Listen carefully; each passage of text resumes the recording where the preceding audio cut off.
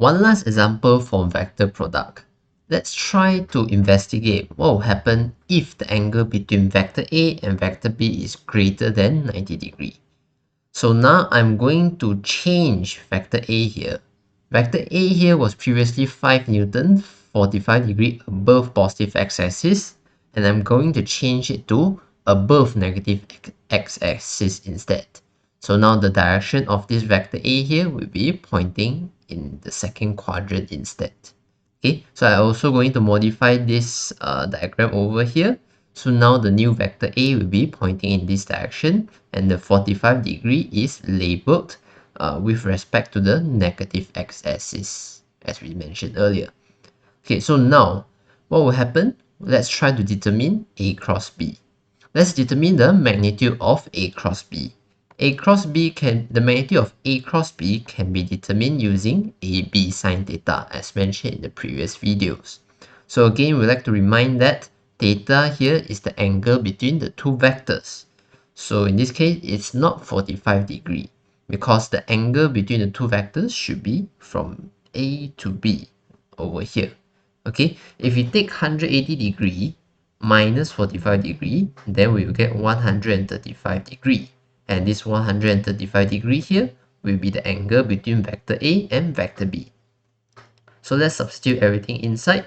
So you get 5.00 as magnitude of A, 3.00 as magnitude of B, then you have sine 135 degree. So if you have substituted everything in, you will get 10.6 Newton. Okay, there's another way of writing it. You can write it without the right arrow and the modular sign, and this is accepted as well. Okay, so what's the purpose of me showing you all this? Well, let's continue first. Let's continue with direction of A cross B. If we continue with direction of A cross B, we can determine this using right hand rule, which if we do it, you get an answer which is pointing into the page. Okay, so what's the point of me doing this? Let's compare it with scalar product.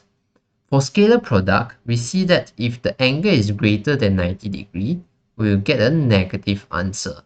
Whereas when we move on to a vector product, we'll see that if the angle is greater than 90 degrees, if the angle with respect to the negative x-axis is still the same angle, you'll still get the same answer as a result.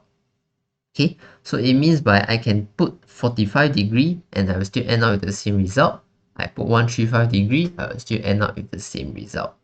So what kind of conclusion can I make here? The conclusion is the magnitude of A cross B is always positive. Okay, in the scalar product example just now, you see that if it goes over 90 degree, it becomes negative.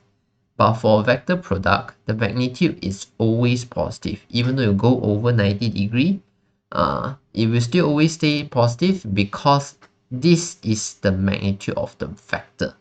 Okay, again, we come back to this statement here. The vector product of A and B, A cross B here, the answer will be a vector.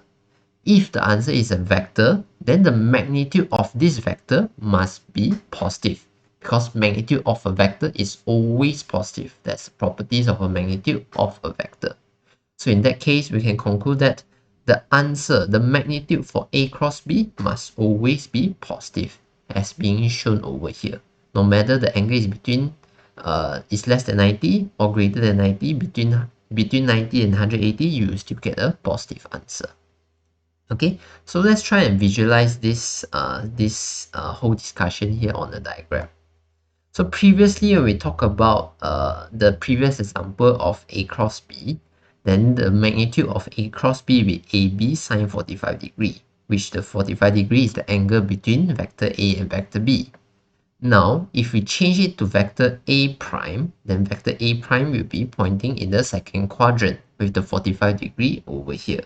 So if we do it properly, we will find that the magnitude of A prime cross B will be A prime B sine 135 degree. Okay, if you put in sine 135 degree, does it make any difference? Well, sine 135 degree is technically finding the component of A prime which is perpendicular to B, Well, this component of A prime that is perpendicular to B is the same component of A that is perpendicular to B. This A sine 45 degree and this A prime sine 135 degree are the same thing. That should be a prime here. Okay, they are the same thing actually. So if you are not convinced with this diagram approach, let me prove to you using trigonometry. Okay, sine 135 degree, if you work through your trigonometric identities, you'll find that sine 135 degree is equivalent to sine 45 degree. So in that case, we can replace sine 135 degree with sine 45 degree. And you see that this statement here is the same as this statement. Assuming that we didn't change our A prime, the magnitude of A prime is the same as magnitude of A. So we can see that it's for vector product, right? It's okay for us to take this angle 45 degree instead of taking 135 degree. Both of them can end up with the same answer because of this trigonometric identity here. So it's sort of like a shortcut. When you're doing vector product, right, you can just extend the line of one of the vector and find the angle between this line and the vector. Then you can use this vector as well.